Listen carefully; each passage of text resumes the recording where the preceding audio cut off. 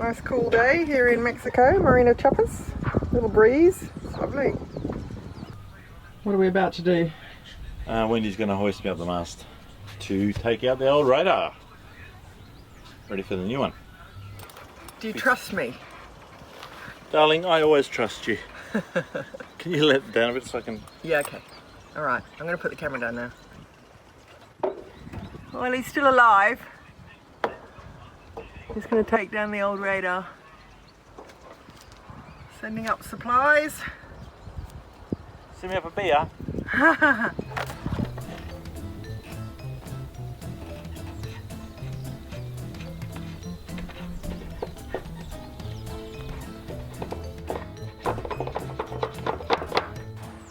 Now we just got to feed up the, feed down or feed up the cable? Feed down a draw wire. Yep. And then feed down the cables. CC? Because the plug is on the top end, so you got to feed the cables down. Ah, okay. Oh, can you pass me the cutters that are in my tool bag, which is in front of the Dodger? Yep. So it worked. Yep. Now I just got to put the new one on there, I guess. Is that what you're doing? 2 new ones come down. Oh, okay. See that there? Magnus has tied that off. Why have you tied that off? Well, in case someone trips on that end and just yanks it, and then the whole thing just straight back up the mast. And has you lose your draw wire. Happened before? Yeah, it's happened before, many a times. Young apprentices who don't listen to the old wise fox.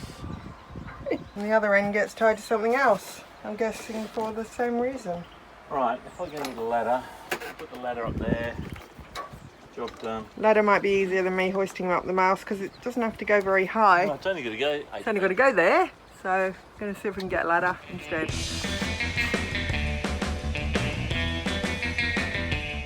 Here he comes. Una escalera. Your job, should you choose to accept it, Yep. is to grab the end of this ladder Okay, babe. on the jetty, and I'll climb up there. Okay. G'day. Righto. Just showing the road. Alright, centralise this thing. See if we can utilise some of the holes that are already in this.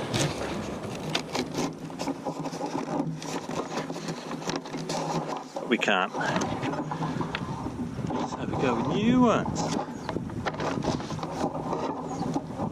Real technical centre measuring.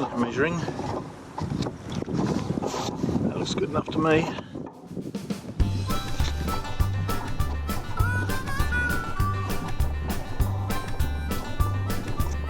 As long as it's within a degree, that's all you need, because you can use an offset in the setup to get it spot on.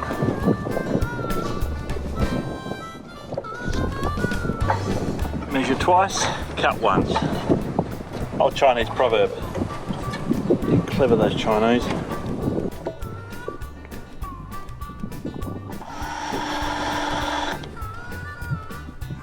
Pilot holes.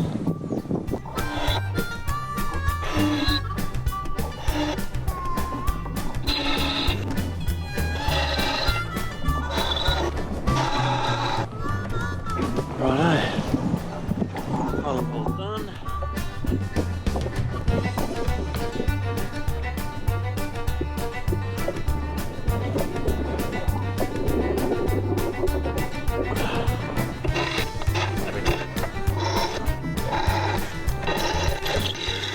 A little hole bigger because they never line up. Alrighto, we'll come back and do the radar in a second. See ya.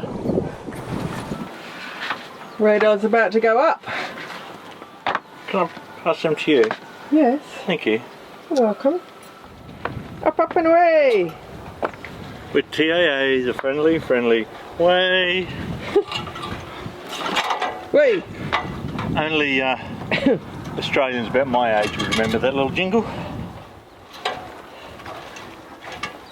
See, we now have the ladder A lot easier. a lot easier. It's a bit wonky, eh? Yeah. Wonky donkey.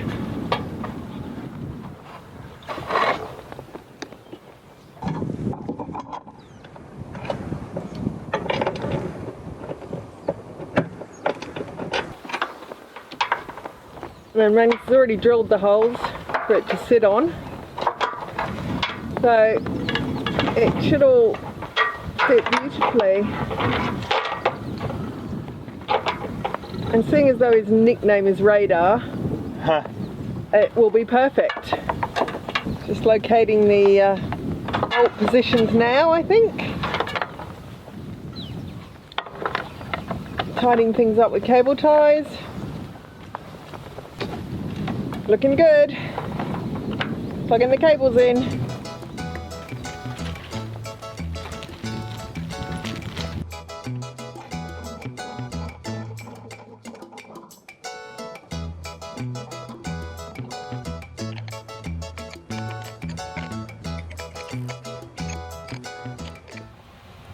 Alright. Let's see if we got radar. Once we get radar, I can clean all this up. Sounds like there's a squall to the left of us, about 5 miles. Let's see how good it is.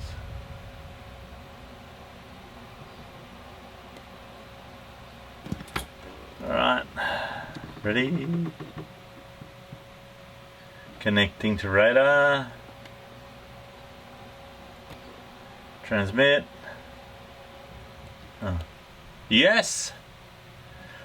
Oh, it was pretty good. The squall's at that one is at 12 mile and that one's at 6 mile. Thunderstorms. Oh, how good is it? Let's go to harbour mode and let's zoom right in. So you can see all the boats. Oh, there they are. Get up. Adjust sensitivity. Alter auto.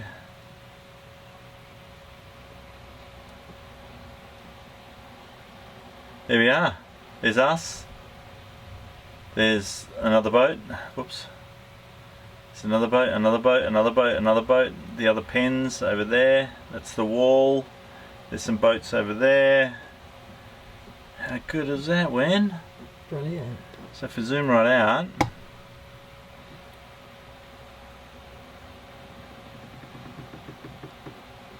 we're getting some targets out at 16, out at 20 miles. But if we go a bit more powerful, if we go to offshore, oh, look at that. I'm not orientated too well, but I'd say that's the coast. Okay. So yeah. Anyway, we got targets out at 22 miles. Cool. Pretty happy.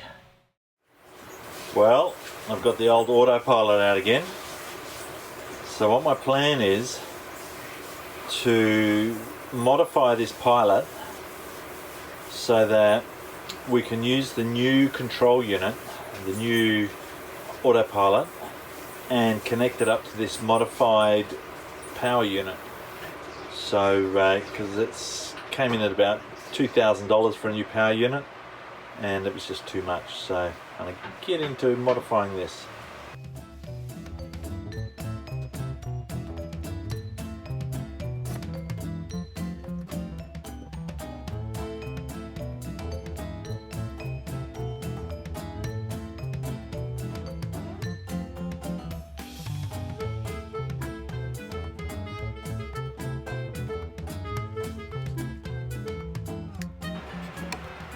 So what we've actually got here is the motor drive, a gearbox down there, and this control board. Now this control board we're not going to use any longer. What I'm going to do is disconnect this plug here, the one there. This I'll take any good bits off, and then that'll go to the bin. So what I've left with here now is the motor drive, the gearbox, the clutch selector, that selects the clutch in and out, the cable that goes to the motor, which is now going to go directly to the new control unit. So yeah, let's see how we go. We've nearly got to the part. One last screw, and this gearbox should, look at that, voila. So you've got a dog clutch there on this spline, and then you've just got a reduction gears right down to teeny little gear there which drives the whole unit, and a slip clutch in here which is slipping a bit much, so I've got to redo that. Clean all this up, re-grease it, reseal it all, and we should have a working unit. Here we have the offending little article that was causing us all that grief with the pilot. So, hear that noise? That is the little spring-loaded dog clutch in here that is slipping. So what I need to do is, most probably you can push on there, no you can't see it, is tighten up this preload on the dog clutch. First of all, I pull it apart and make sure there's no grease in there, or minimal grease, and then we'll tighten up this preload on the dog clutch, and that should fix that. Well, I've never taken one of these apart before, so hopefully it won't have millions of springs in there and go flying. Nope, just some bearings from a washer. I don't know if that's for the preload. Yeah, feels like the preload for the bearings, and they just go on this revolving plate is the clutch plate, and this would be the friction plate. Here's a friction plate, there's a clutch plate in there, here's a pressure plate here. So it's just, yeah, old school dog clutch. Alright, so we just need to tighten him up and should be good to go. So we're just going to nip this up about 1/8 of a turn at a time and recheck the friction. It's a lot more than it was. So, tiny bit more. Even a little bit more.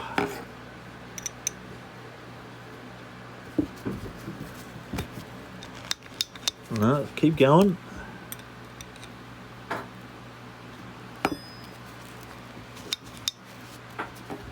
More. We're going more than 1/8 of a turn now. Oh, that's a lot. Yep, that'll back it off to about there. Back it off to about there. Put the lock nut on and we'll test it. Now, what every good tradesman needs in his toolbox is some blood red Revlon, because this is what we just used to lock that off. So when that sets, it'll be all nice and locked off and good to go, because there's no heat on this and there's no real tension. So a bit of nail polish, it just locks it off nicely. Job done. So here's the gearbox, all back together. So now I just got to extend the cable out with some new cable, and it was just all gunked up before, so I'm going to put in a nice cable gland, seal this hole up that's not used anymore, and we should have a working drive unit. So the old cable was a bit short, a bit manky and a bit underrated, so I'm just going to put some new cable in, connect that to the old motor, come out here, and should be all tickety-boo.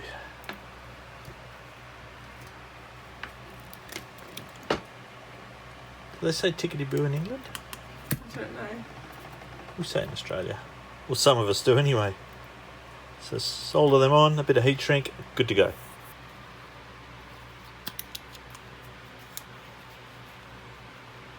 Bit of heat shrink. Electrician's second best friend. And sure all of you know what electrician's best friend is.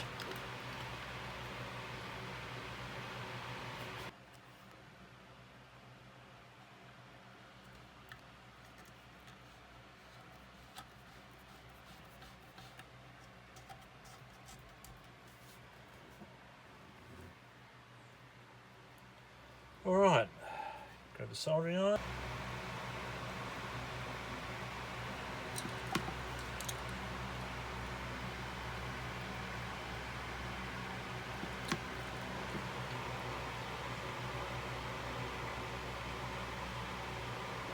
Not the world's hottest soldering iron.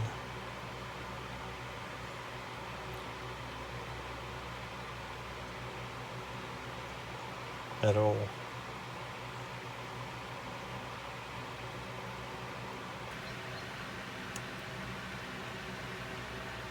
Is it a bit cold?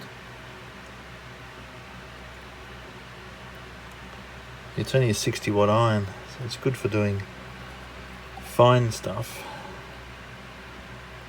And solder's not really the right, hasn't got the right amount of bits in it. But otherwise, it works. Yep. So heat shrink's on now. Yep.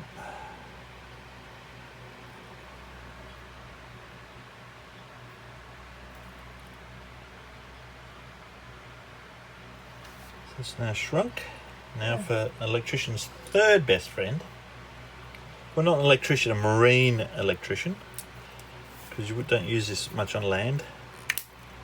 This is the good gear. The old rubber amalgamating tape. It waterproofs anything. Not that water gets in here, but it helps keep the salt air out. So every joint on this boat that I do is soldered, heat shrunk, and then rubber amalgamating tape over the top. There we go. Going back together? Yep. Everything's tidied up, all the holes are sealed apart from the 2 drain holes here in case any water gets in. I mean, she's made in 1978, but she still goes alright. That's solid. Yep. Alright, here's the moment of truth for the autopilot. When, righto, switch it on.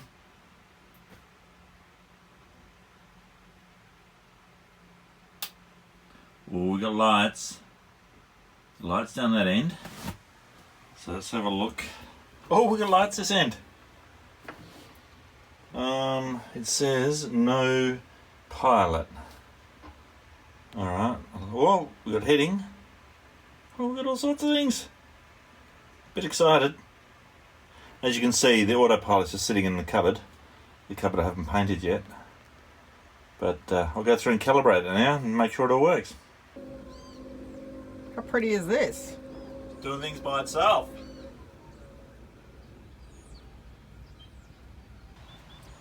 Well, that's it. Dockside commissioning is finished. The autopilot works. So pretty excited.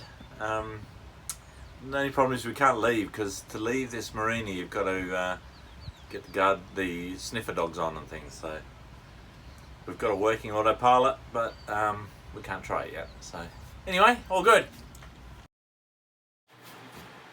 You're very busy. What are you up to now? Now that you've already fitted, what have you done today? You fitted in... Fitted an autopilot. Yeah.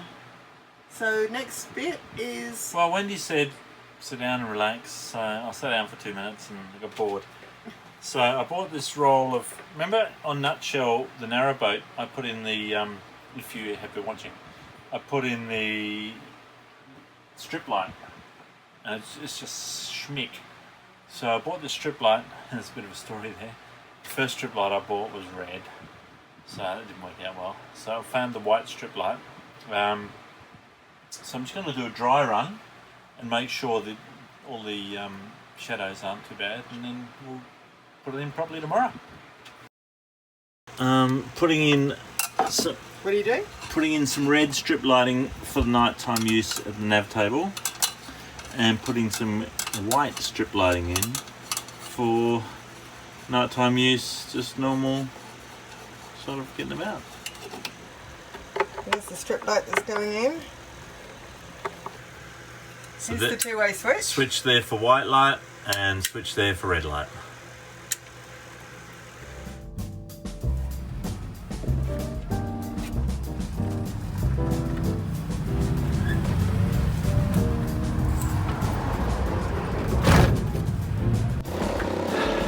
About, what, once a week?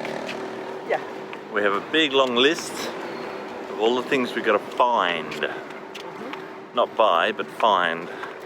And the list usually has, what, about 20 or 30 things on it? Yeah. Things like brass hooks and gas bottles and soldering iron tips and just odd things. So we head into town once a week, Yes. and we go on a mission Yeah. to find these things, which is quite a fun day out. So this morning, for the first couple of hours, we found, what have we found? It's been on our list. Drill bits. Yeah, 2 drill bits in a couple of hours. But we're getting there. So it's our entertainment for the week. Travelling around the city trying to find things. So we're heading in here now to get some material and some batteries and some stuff. So wish us luck. See ya. Yeah. I'm biting the bullet and buying the material. Beautiful. Look, We're back in the hardware. Found 'em. Oh, we've been looking for hooks for the life jackets. There they are. And these are to sort out all of the bits and pieces that are everywhere on the boat. This box here, which is now almost empty, has been put into here. oh, these two. Oh my goodness, look at that. It's all organised and it's saved on so much storage, and there's so much, yeah, good. Just a little bit excited this morning. I've got sprouts. They've started. We're on a constant mission to try and find bread that isn't sweet. We bought this one the other day, and when you toast it, it just about sets on fire because of the sugar. So we bought this one because the label looked good. Multigrain, nice, a bit more expensive, but we really need to learn to read the labels, because if you look at the small print, bread with whole grains sweetened with sugar and honey. There's only one solution to this, and that is to make your own bread. I love instructions in different languages. Any ideas? Trying to find a basil plant we can put on the boat. What is it we're trying to build here? This is a cover for the back of the boat. Just a temporary one until we can get it made in stainless. Yeah, I want to prove the concept. Ah, yeah, that's true. Proof of concept to see if it's going to work. Because on a ketch, you've got a mizzen boom. So we got to sort of see if it's all going to work. And sacrificing $50 in plumbing parts to test it is worth it. So what do we need? We're going to need a few bits and pieces. What's about to happen? Well, I went out bush this year. Actually, it happened before that. No, I went out bush and I didn't get a haircut before I went, and then it just got longer and longer and longer, and then I started looking like a Grizzly Adams, and the kids said, "Oh, it looks good, Dad." And Wendy said, oh, keep it like it is. So I did it for a while, but nah, this big bushy thing and all the hair, it ain't for me. So Wendy's gonna do what she does best and give me a haircut. So here goes nothing. You can't do it with your glasses on your head. Oh yeah, of course. I just leave you like that. Yeah, do the front bit. The front bit, ready? Yeah. Oh, it's stressed with that much hair. Yeah. God.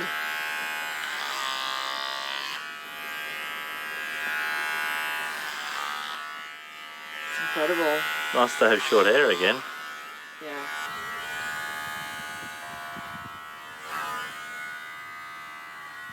Ouch. You're losing your Santa beard. God, it's thick. Am I? It'll be interesting to see how you do a beard with one of these. I mean, how even it comes out, just with using this.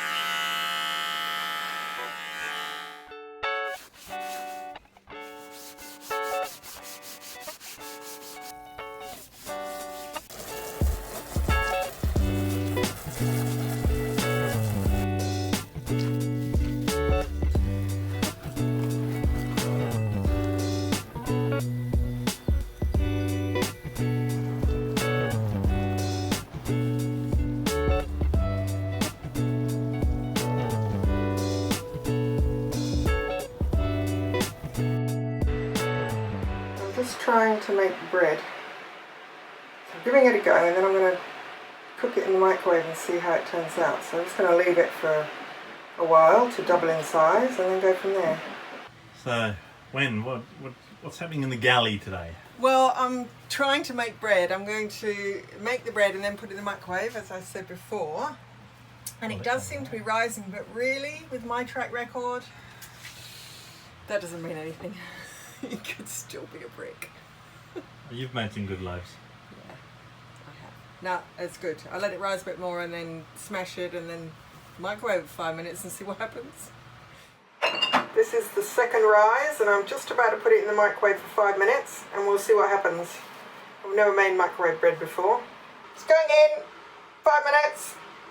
Fingers crossed. There she goes. Wow. 5 minutes. 5 minutes. No way. Oh, it looks like it's actually rising, so that's exciting. 20 seconds to go, and look at the size of that. It smells like bread. Action. Okay, so I've taken it out. Been in there 5 minutes. Dunno. What's the verdict? Well, it looks Mrs. good. Erickson. I mean, I didn't expect it to be brown because it's a microwave, but I don't know. Reckon we'll just leave that, chop it up. What do you think? It looks alright. Shall I try and tip it out? You got a wire rack? No. Well, I've got to get it out. It's going to go sloppy. So let's just get it Let's out. tip it out on the, yeah. Straight out, look at that. Whoom. That'll be hot. It's hot. Oh! Wow, What? Wendy. Might have made a successful loaf of bread in a microwave. I don't know. That doesn't look too shabby. Looks so bloody good. At least it's not full of sugar and honey. Flip it over. It's hot. Do you want me to flip it over? It feels like bread, it smells like bread, it just doesn't look like bread. No, I don't. Next time I might not do the cut in the middle. That probably works better if you've got a real oven. Anyway. Yeah. It might be better than the stuff we're buying at the shop. It's got to be 100% compared to the stuff we've been buying. I don't know if you can see them, but there are about 10 little rays in the marina. Little rays of sunshine. Little rays of sunshine, yeah, cruising around. It's the next day, and we sliced the bread and toasted it for breakfast. And I'll just say it was edible. So if anybody's got a good microwave recipe for bread, I'd love to have it and give it a try. Hints and tips gratefully received. Thanks everybody.